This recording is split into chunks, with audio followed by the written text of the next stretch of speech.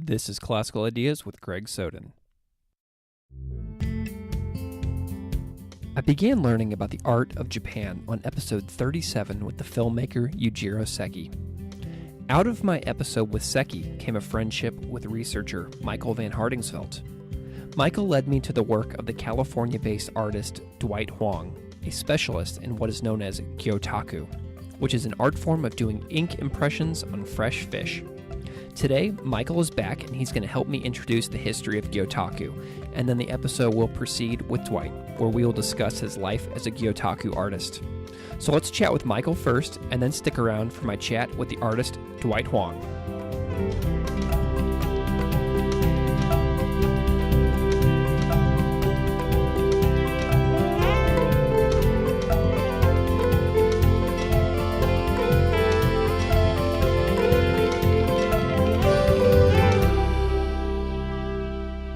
Welcome to Classical Ideas. This is Greg Soden. And this is Michael Vanhartingsveldt. Michael, thank you so much for coming back on the show. I'm really happy to be back. This is great, man. I'm really glad that you agreed to help me introduce today's guest, your friend and artist, Dwight Hwang. So thank you so much for helping me out here today. Oh yeah, he's a really good friend of mine, and I thought it's a great opportunity to be able to introduce him for all your listeners.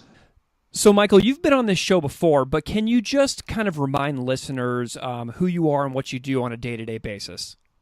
Yeah, so I was here for episode 47, where I talked a little bit about Japanese art, specifically about arts of Buddhism.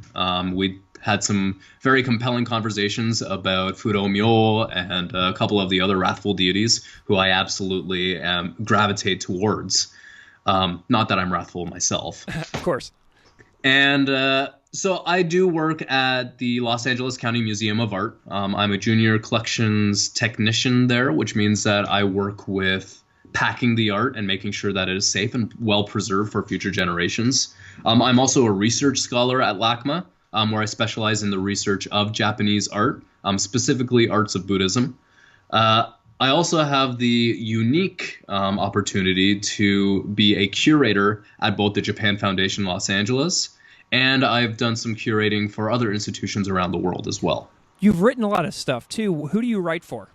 So I do a lot of writing for the website Buddhistdoor, and I'm writing a column all about the imagery and iconography of Buddhist art, especially in Japan. Fantastic. What kind of art does Dwight do? So he does an art form that's called Gyotaku, and Gyotaku is it's called fish printing. It's Japanese, meaning fish impressions or fish rubbings. And the reason it's called a fish rubbing is because it's got this really interesting history.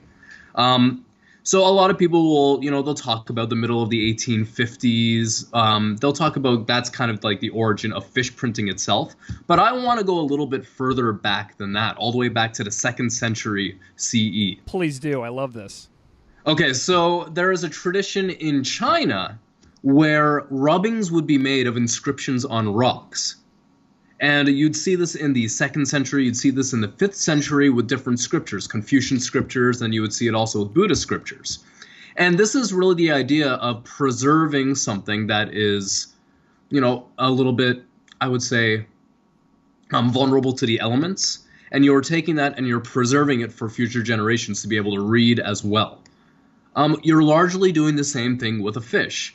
Now, the idea of using these fish as the matrix from which you get an impression dates back to about the 1850s with somebody by the name of Lord Sakai. Lord Sakai was a samurai retainer, almost at the end of the samurai rulership, the feudal period of Japan that we all know and love. And he, during one night, had a night of exceptional fishing. He caught very large fish, and he wanted to find a way to preserve these fish and to show what a noteworthy catch he had. And I guess one of the ways that they determined to preserve these for the future was to put ink on the fish and rub paper on them and print them off. And it's such a strange idea, and yet the outcome, yet the result, is something that is a very accurate portrayal of what was caught so long ago. And this is something you can't make up a story. You can't be like, oh, I caught a fish this big, meaning it was like 2 feet long, when really it was only about a foot long. You've got an actual impression, and you can't embellish, and you cannot sell the story short either. Okay, so when did it go from China to being more known in Japan? Because it's basically, we think about it, I think today, as being more Japanese than Chinese, right? So using fish as a matrix never started in China. Oh, okay. The idea of using a fish as the matrix is strictly Japanese. Lord Sakai was a Japanese samurai lord. And, it's actually quite interesting that Japanese art form, like Gyotaku, China usually imports all of their art forms over to Japan, and Japan, for the most part, are influenced by Chinese art methods. You see that throughout art history in Asia. However, it's very peculiar, and I find very interesting that it actually was Japan that introduced the concept of Gyotaku to China. And China's only been practicing this for the past maybe century, not even that. Okay, so what do we know about like 1850s until the present Japanese Gyotaku? So the major steps that we're going to see in the from the 1850s to about the 1920s, you kind of see a lull in the practice. Not a lot is preserved from that time period. And then all of a sudden in the 1920s, you see this emergence of the art form again, still as a folk art, still as something that you would see more likely hung in sushi restaurants or in fishing, angling shops, things like that. And then you see in the 1950s, a group calling themselves Gyotaku no Kai, or the Association of Gyotaku.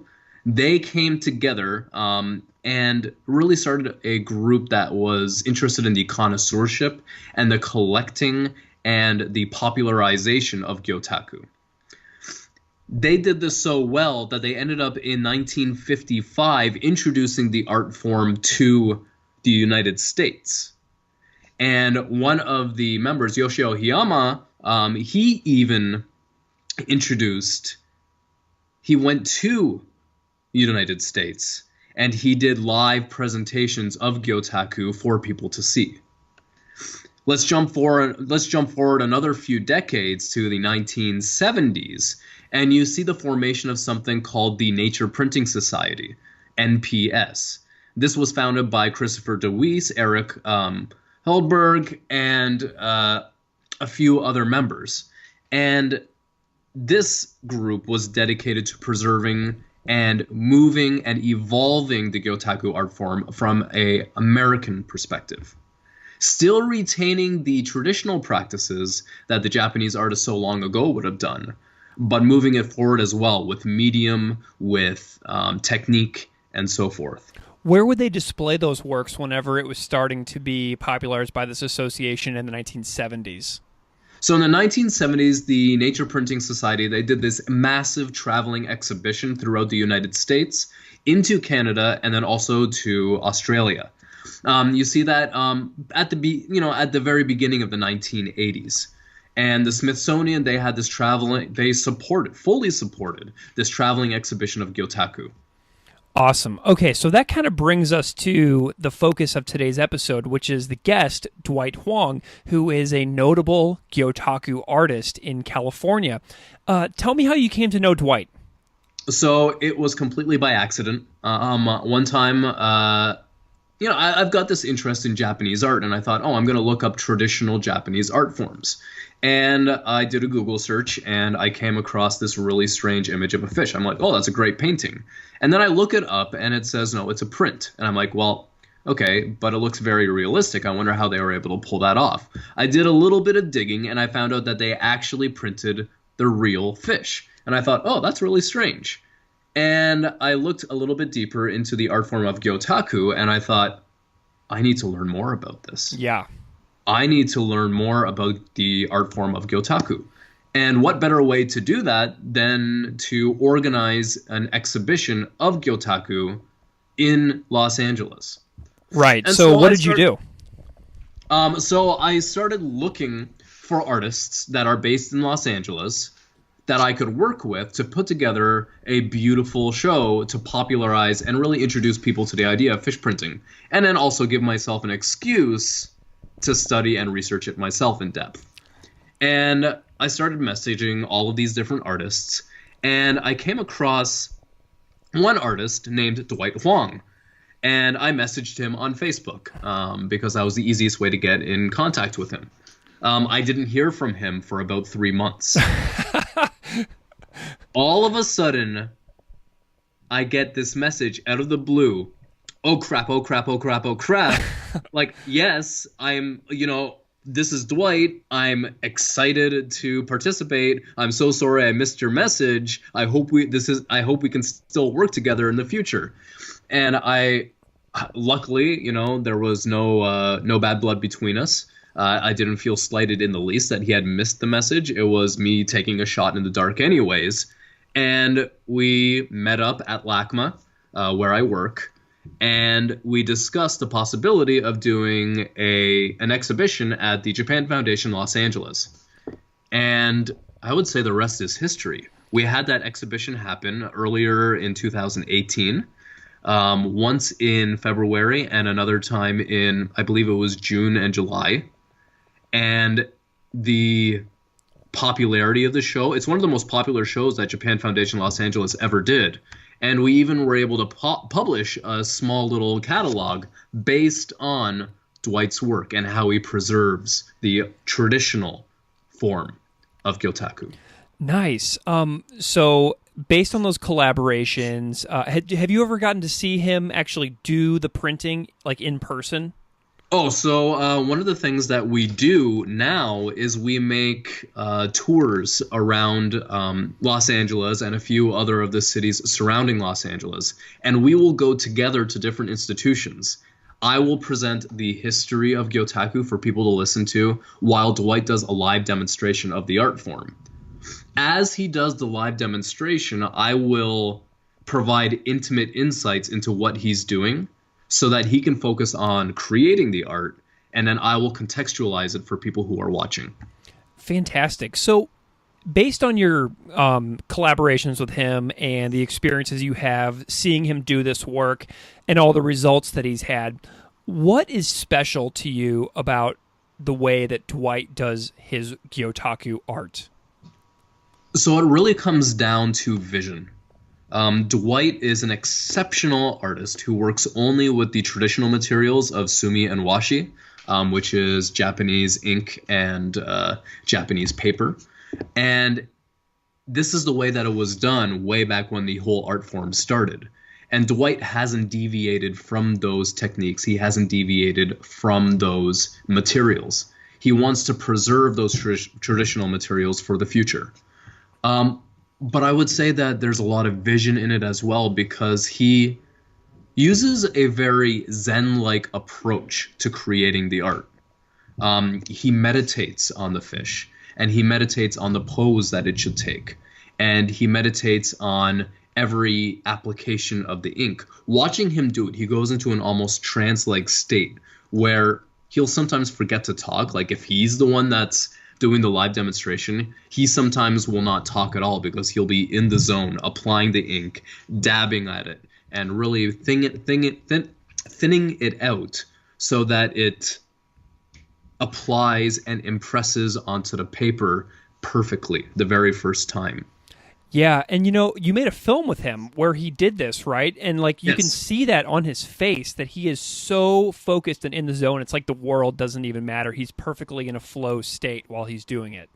I honestly think that the world could be ending around him and he would still be creating the art. I love it.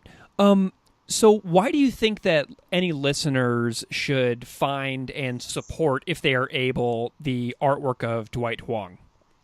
So I would say people should support it because it's, other than it being a very beautiful accent piece in your house, it could actually be something that starts a lot of conversations as well. It is a little known Japanese art form. It is beautifully presented. It speaks to the values of Japanese art, I think, in some really incredible ways. And it is an art form that I think, especially when coming from somebody like Dwight, it provides a window into the soul of fish. It reanimates dead fish in a way that you wouldn't expect. Fantastic. Well, Michael, I also want to recommend to listeners that they read your essay, which is on Dwight's website, introducing Gyotaku and the history of the art form itself, which was a really compelling read and was really helpful for me in preparing with this for this conversation with Dwight. So thank you for writing that essay as well.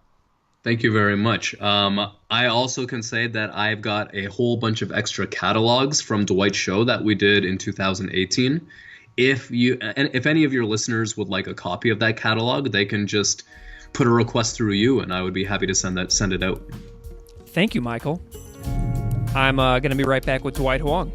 Okay, sounds good.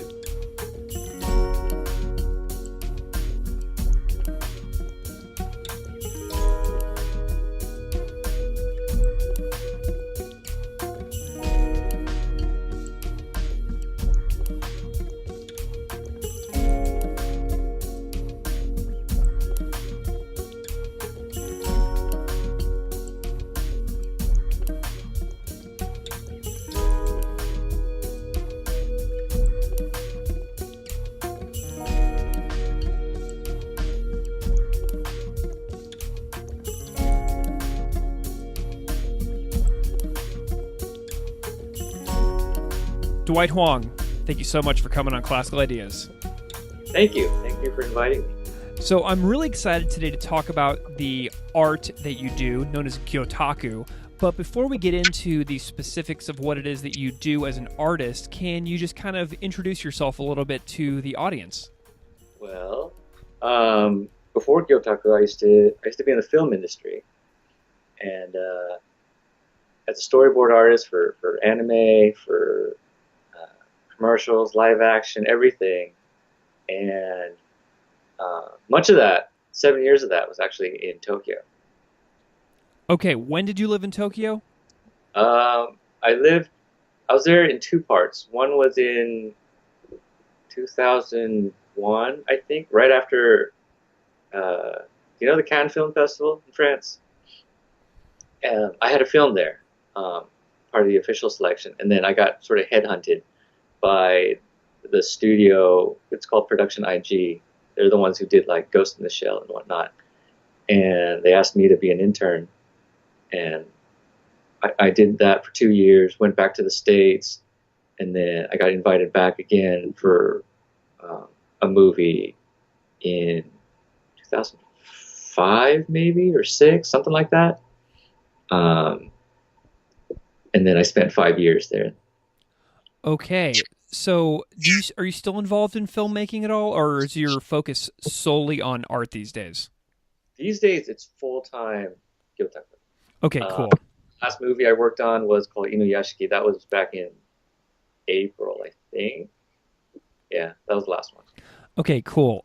Can we go back in time a little bit? I'm curious sort of about your upbringing, like where are you from, and like where'd you grow up? Okay.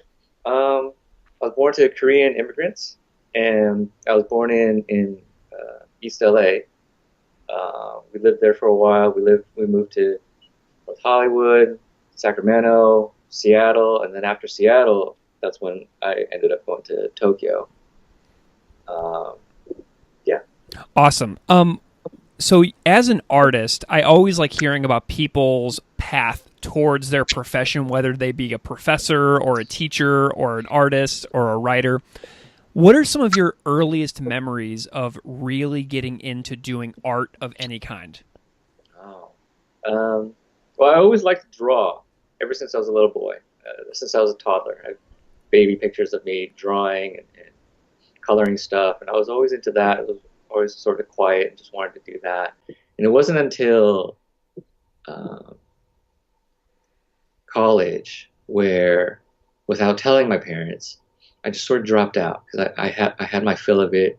I wanted to draw. I wanted to explore. And so I sent a portfolio to a school called CalArts. And because the people around me were telling me, "Oh, you should try animation and get into filmmaking." I thought, "Wow, what a great idea!" And so I just said, "Oh, screw it! I'm just gonna try it." I sent in a portfolio and I got a score of like 5.4 or something out of 10. So I didn't get in. But I really wanted this. It was do or die. And so I sought out a life drawing teacher. They told me that my life drawing had to improve. Not just life drawing, but like quick drawings, sketching out a person in 30 seconds or whatever. And they recommended an instructor. His name's Glenn Vilppu. And so at the time I was living in Sacramento, and he was I think he was in Glendale, Van Nuys, Glendale, something like that. And so in secret, I took a flight once a week to go see him, learn under him, come back, and pretend nothing ever happened. That went on for a few weeks, ran out of money, had to tell my mom. And first thing she said is like, you can't tell your dad. Like, this is... But if you were really into it, all right, let's do it. Very cool. Yeah, but, she had a lot of mixed emotions about that. And so we did that. And then finally at the end, I put in the portfolio. And I got in. I got accepted at 9 point something, and we told my dad. And yeah, that's how that was. But it was too late. I had to do it. Nice. Did you have any teachers in high school or college that were inspirational to you, or was this path totally forged of your own passion for artwork? I mean, there were teachers that would say, they would tell my parents, "Oh, your kid, he's really good at art. He has something. You should allow him to explore it." But that's where it would stop. I even found recently in my old files during grade school, every year a teacher would write something on there, and I'd imagine a lot of students, the teachers would say, "Oh, this kid." He's excelling in math, or he's excelling in this or that, or he's really good. He or she is athletic. But mine it was consistently. He's really good at art. And he's very interested in art. You should allow him to do art. And so there was all that. But it wasn't until when I was at CalArts and my parents wanted me to quit. And they wanted me to drop out. They wanted me to go back to regular school. And it was the dean of the animation school. His name was Frank Terry, and he called them up and he said, "You guys got to back off and allow your son to flourish, because he's thriving here, and you're not allowing him to. You're blocking him."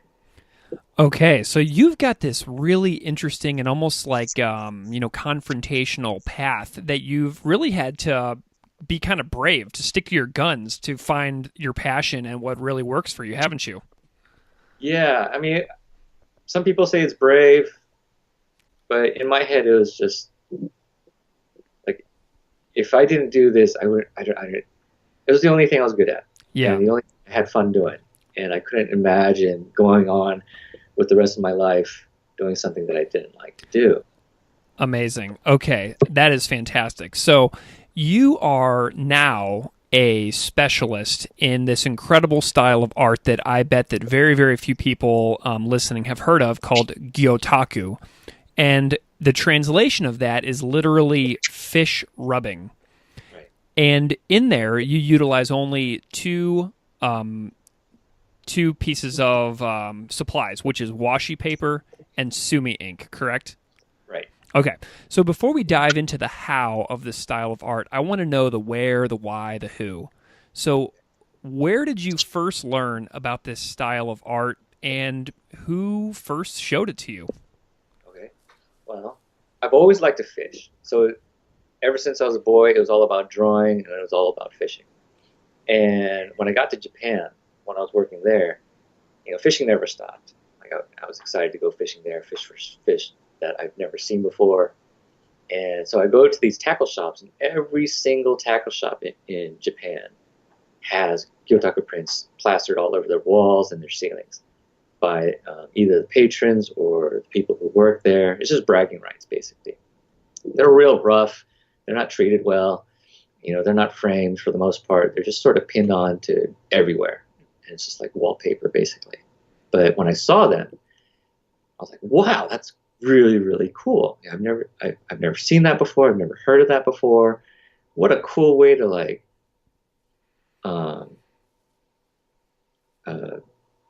make a trophy out of a catch.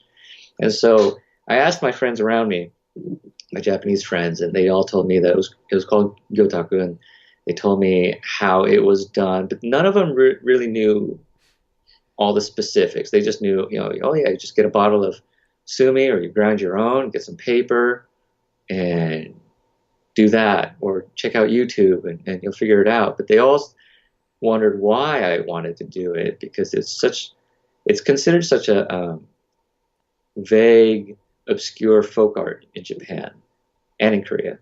And the only people who do it are little kids, little school kids who learn about their culture, or really, really salty fishermen. And it's like no one really cares about it. And yeah, it's not really considered much of an art form over there. It's more popular outside of Japan than it is in Japan.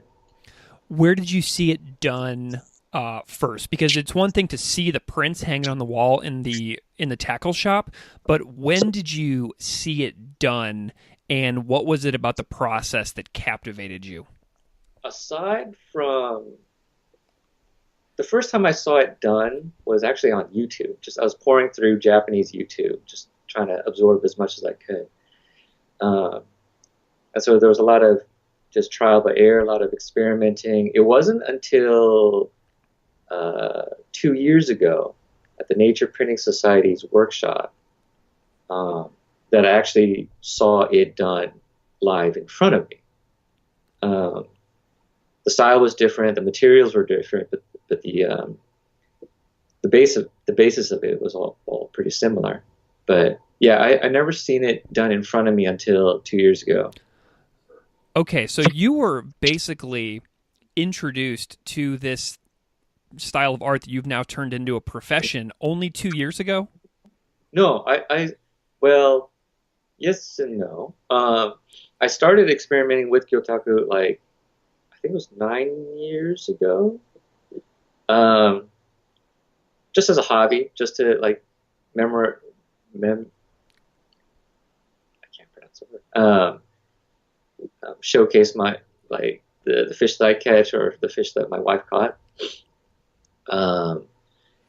When we moved back to the States at the end of 2011, after the big quake and tsunami and all that stuff, I thought, why not try selling a few prints just on the side? Maybe I can line my pockets with a little bit of spending cash to, fund more fishing gear, is what my thinking was at the time. Nice.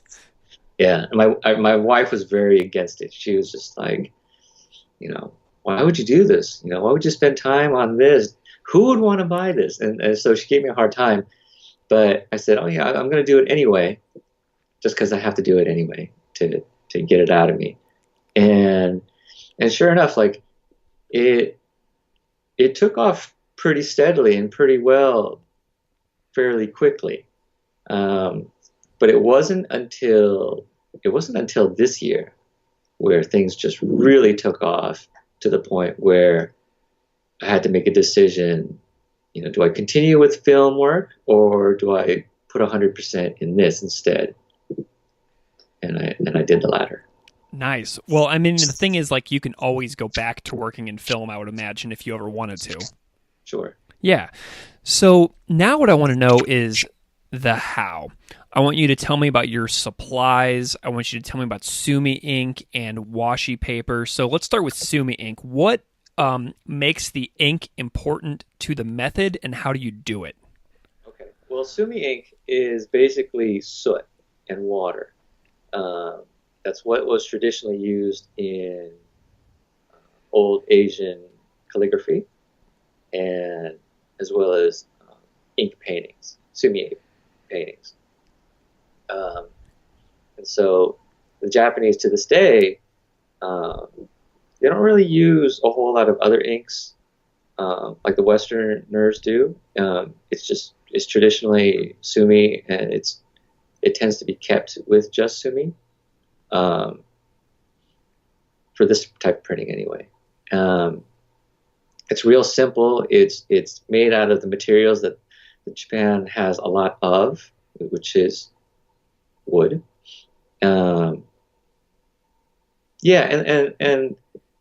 generally speaking, the Japanese tend to like things very simple but perfected really well. And so when they create this ink, which is basically it basically looks like charcoal. It's like sticks of charcoal, and you grind that with water. I mean that's all it is really. So where do you get your? Do you go and just buy normal charcoal and then grind it down with water? How do you make your ink? No, I don't actually make my own sumi sticks. I order them from Japan. I order them from Korea as sticks, and then I'll grind them at home for each print. Or if I'm doing a really large fish, then it would just take forever to grind enough ink for that. And there's also you can buy bottles of pre-made ink and use that as well. Nice. I saw you making the ink in the film that you did with Michael Vanhartingsveldt from LACMA. So I'm going to post links to that video that shows you actually making the ink and grinding it that you have posted on your website, because it's super cool to actually see. So now, what is washi paper, and how is it different than like any other kind of paper? Well, washi paper, wa means Japanese, and shi means paper. So it's basically Japanese paper. If I say washi paper, I'm saying Japanese paper. Yeah, like when somebody says sumie painting, that means ink painting. Oh, nice. Okay. So yeah, there's all different types of washi. The Chinese also make it. The Koreans also make it. They call it something different, but the kanji is the same pretty much. It's not exactly the same. The latter part is the same. The front part isn't. But hold on, I lost my train of thought. That's fine. So washi paper. So I totally lost my train of thought. That's totally fine. I have all the editing capability in the world, so this can just come right out. It's like totally simple. Could you lead me back into it again? Yeah.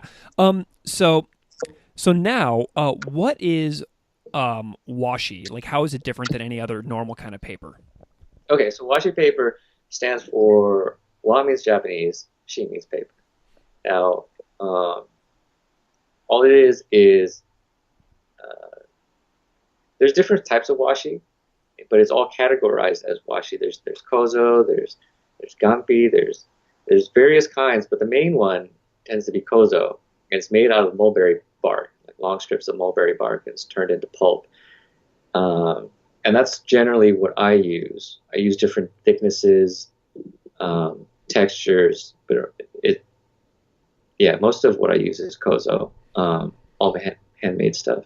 Awesome. Do you where do you get stuff like that? Do you just order that as well whenever you order your ink? I don't have the patience to actually make it myself. That would just lengthen the process, and I couldn't deal with that. But yeah, I ordered them from either Japan or from Korea because the materials are generally the same. The quality tends to be different. The Japanese stuff tends to be really, really clean, perfect, and very expensive. And so for special projects, I'll order from Japan. For most projects, I'll order from Korea. But for most people who just look at it, it all really looks the same. Okay, so there are 3 methods of Gyotaku, and there's this fantastic essay on your website written by the guy I mentioned earlier, Michael Vanhartingsveldt from Los Angeles County Museum of Art. And method that you use is direct application method, otherwise called chokusetsu ho, right? Right. Okay. Can you tell me a little bit about what this process entails, why you use that method as opposed to like indirect application or transfer print method? Why do you use the method that you use? Okay. Well, I use Chokusetsu method because, well, one, that's the style that I fell in love with when I first saw them. All the prints that I saw were done in that method. It's the simplest method, it's the oldest method, it's the roughest method, it's the quickest method. Basically what it is you take the ink, you brush it directly onto the fish, onto your subject, which is why it's called the direct method. And then on top of that, you place the paper. And so basically what you're getting is a mirror image of your fish. Yeah, but that's what I fell in love with. Okay, so the process of doing this is super interesting because you take this brush and you actually paint the fish with the sumi ink that you have ground and made, and so it's basically looks like you're just like painting a fish with a paintbrush, right? Right. Yeah. And then you put the paper on top of the fish, like you don't put the fish onto the paper, right? No. A lot of people ask me or imagine that's how it's done.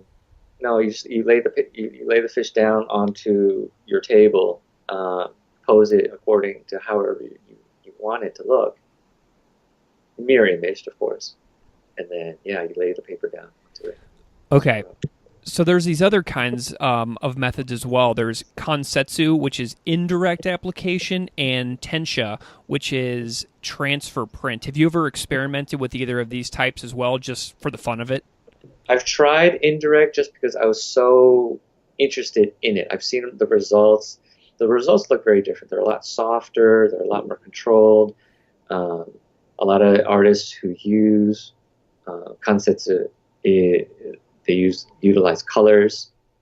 I've tried it once because I had to. I was so eager to learn the style, the technique, and it was at the Nature Printing Society workshop 2 years ago, and one of the teachers, his name Paul Blake, very lovely man, very very patient, and he was teaching the class, and so I had to take that class, and so we started learning it. He started teaching it, and basically what it entails is you lay the paper on top of the fish. There's no ink on it. Lay paper on top of the fish, and then with like a cotton or silk dauber, you pick up pigment and then you dab it on very gently, little by little, layering pigment onto the paper to create your image.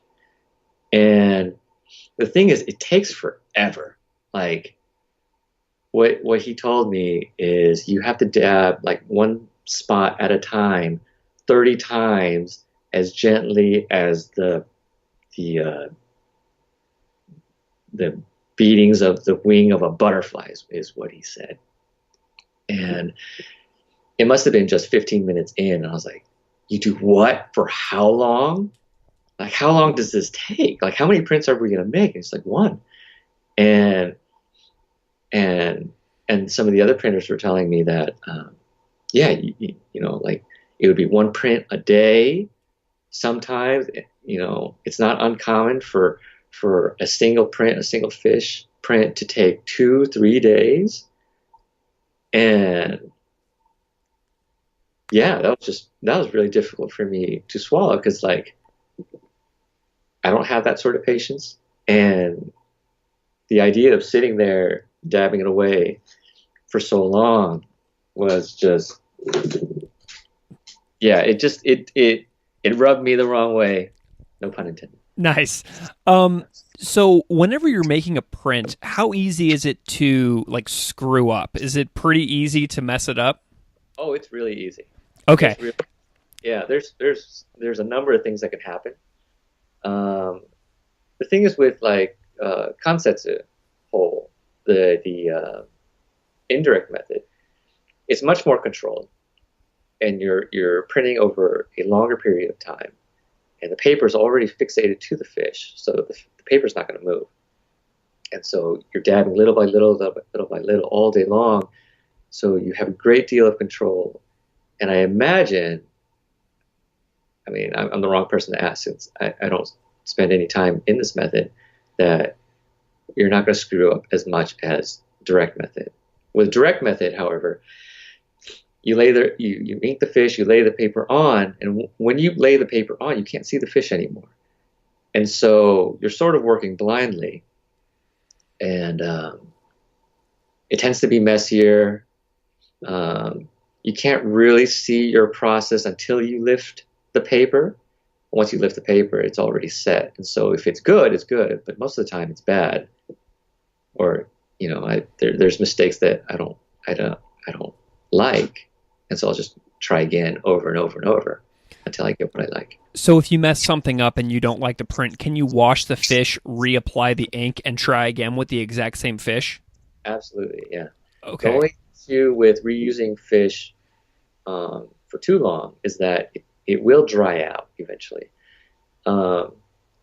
With the method that I use with sumi, is that if the fish becomes too dry, the ink will dry. Like the sumi ink dries really, really quickly, and like you can put some on your hands, rub it for 2 seconds, and it'll already be dry. And so, in that respect, when the ink touches a surface of a very dry fish, it will dry before you even lay the paper on, so nothing will lift.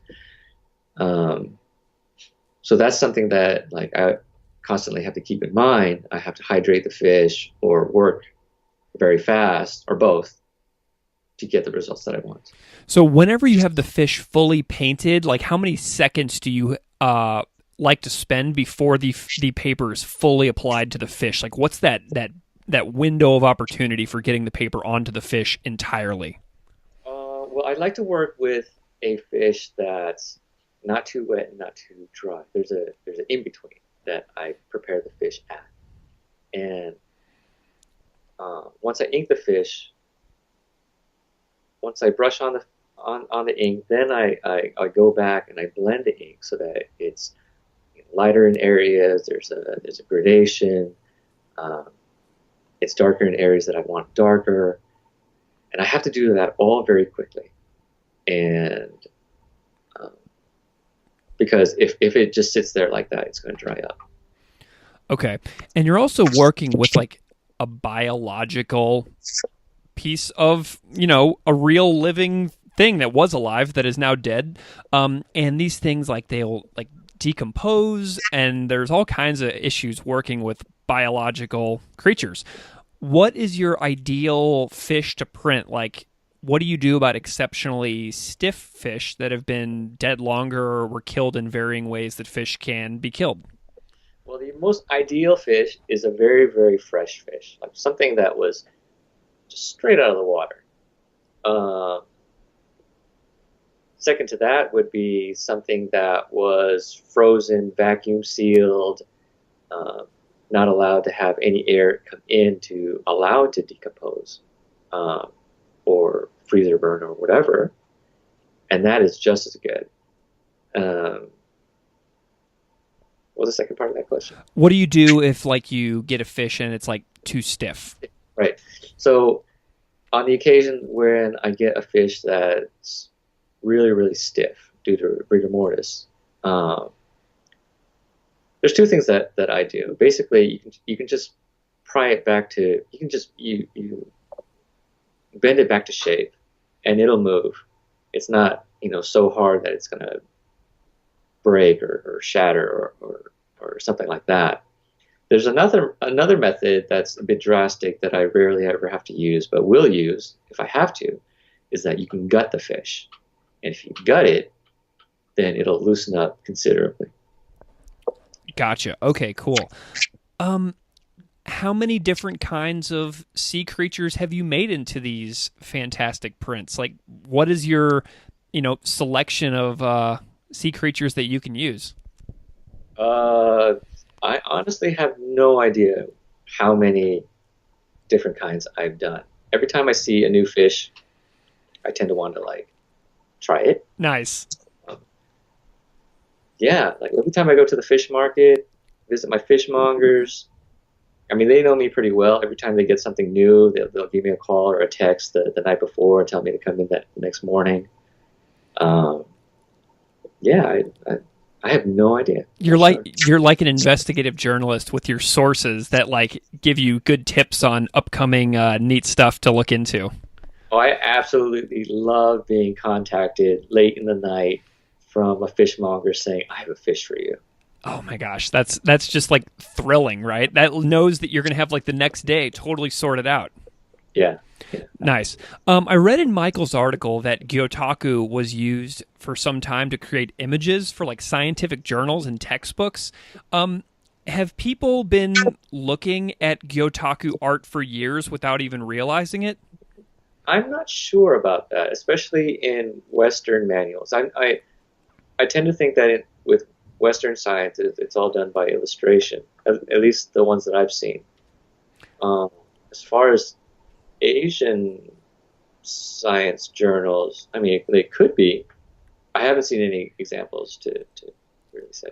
Nice. Okay, so you are doing your art in a very traditional way. Like you've made a very clear point on your website about sticking with these very traditional methods. However, I know that some artists are adapting, like using paints and inks to print onto fabrics or pressing subjects into wet clay and finishing with like glazes and things like that, and also doing some work with ceramics.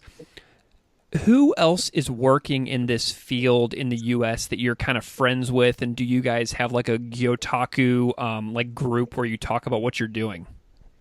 There's well, first off, the beginning of your statement. Yeah, I'm very, very strict about, me personally, about using just sumi ink and washi paper.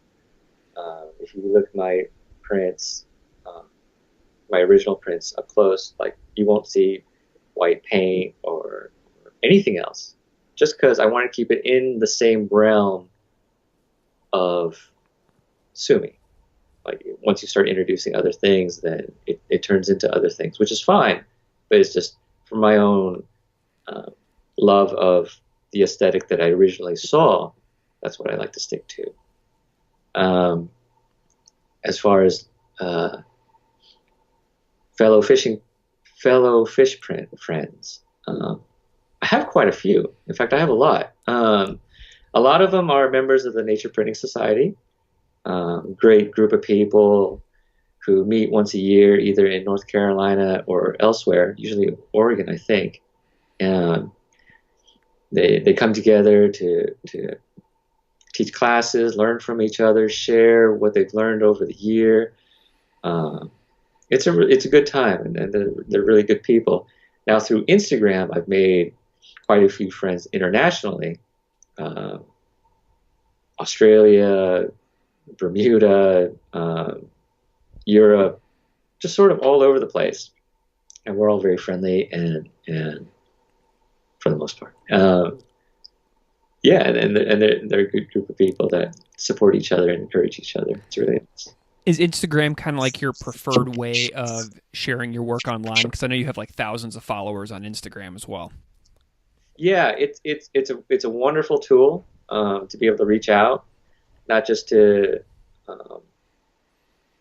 just regular folks, but also to fellow fish printers, because the printers who are really open about like sharing, then we'll share ideas with each other and techniques with each other, and that's beneficial mutually, and that's a wonderful thing.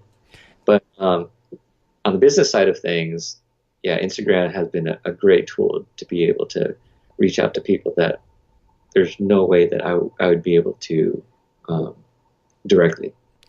Can you ballpark like how many artists in the U.S. are doing this kind of work? Is it very, very small, or is it slightly bigger than we would think? How many folks are doing this? I have no idea. Okay.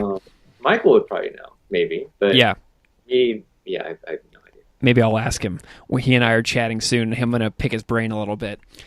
Speaking of Michael, the article that he wrote mentions a few things in your work that he calls cheats, quote, cheats. Yeah. Then I saw you remove a fin in the video that you and he made, and then you printed the fin individually. So you must have decided to do these cheats because they make the work better. So how do these little cheats help you create your finished product that you otherwise would not be able to do? Well, for example, he calls them cheats. I call them techniques. I love it. Yeah, that's totally fine. I'm going to go with your terminology then, techniques. Let's modify all of that. There are little things that I developed a few years ago.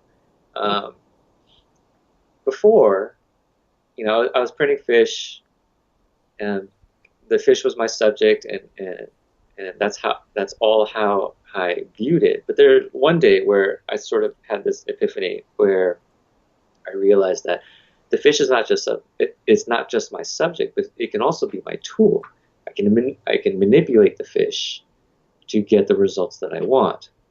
And so, like you said, removing the fin, when I'm approaching, and I think this is something that I've become sort of known for, is printing these fish not just from the side, where it's flat traditionally from the side, but at different angles, whether I'm trying to make the viewer look at this fish from the top or from the bottom or at some sort of three-quarter perspective angle.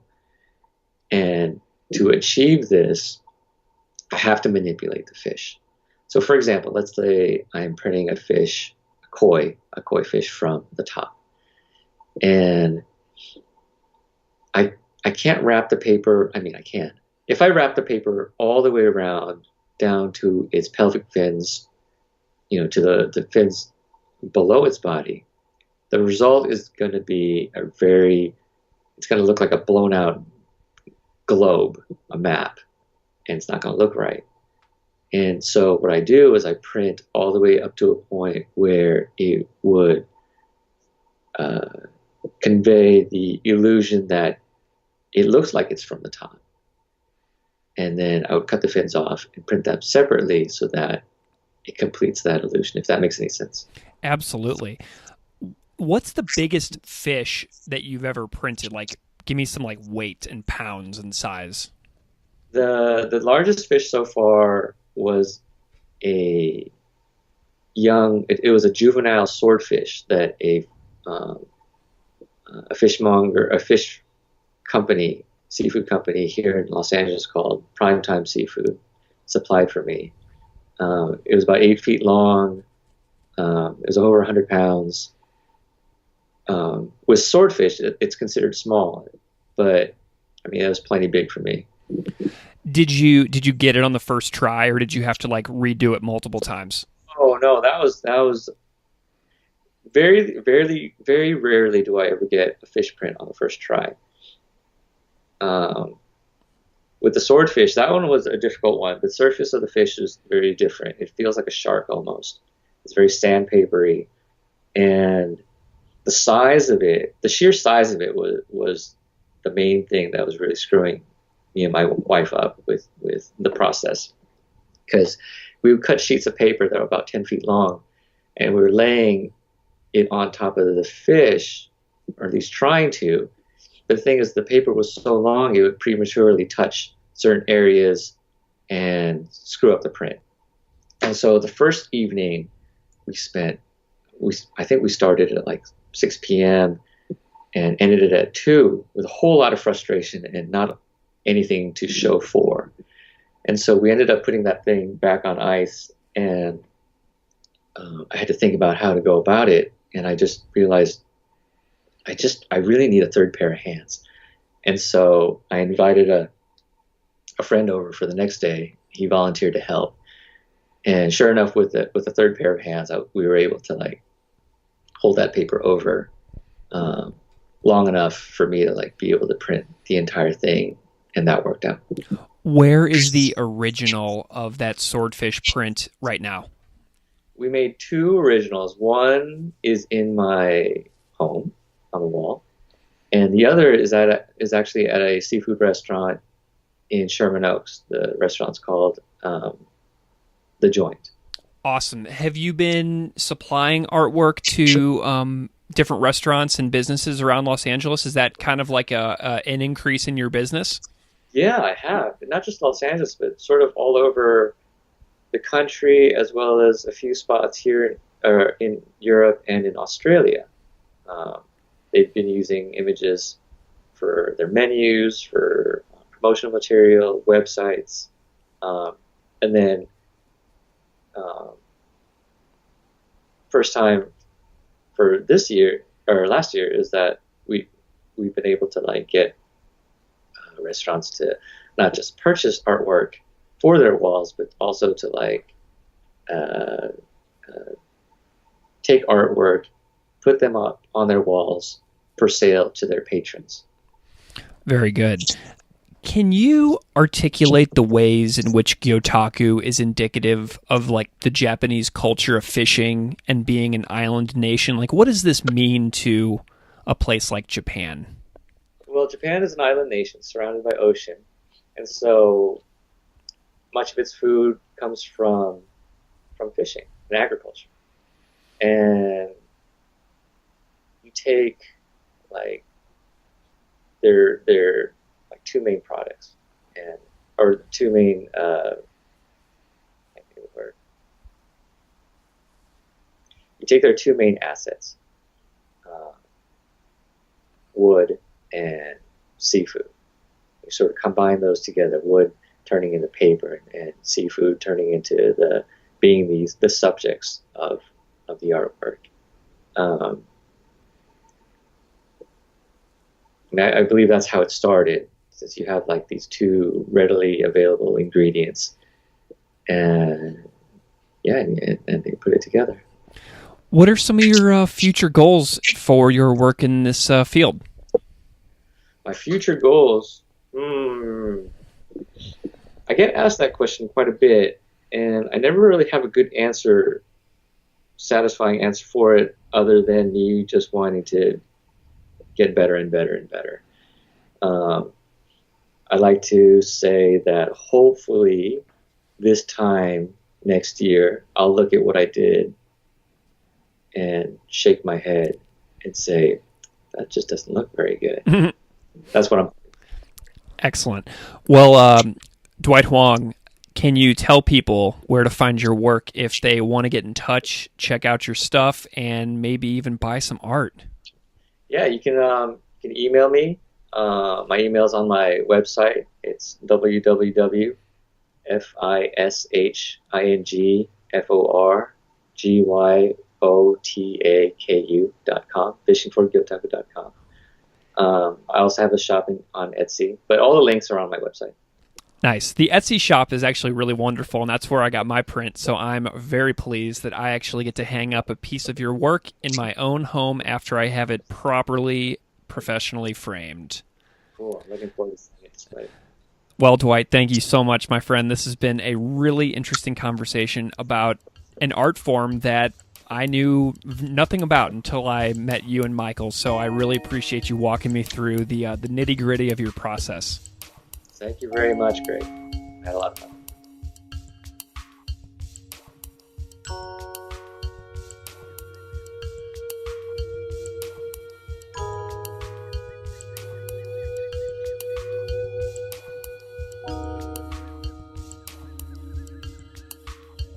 Classical Ideas is produced by me, Greg Soden. Music on Classical Ideas is composed and performed by Derek Strybig. You can find his music at www.wearewarmmusic.com. If you like this show, please rate it on iTunes, Stitcher, or wherever you get your podcasts. You can email me at classicalideas@outlook.com or find me on Patreon at patreon.com/classicalideaspodcast. Thanks so much for listening.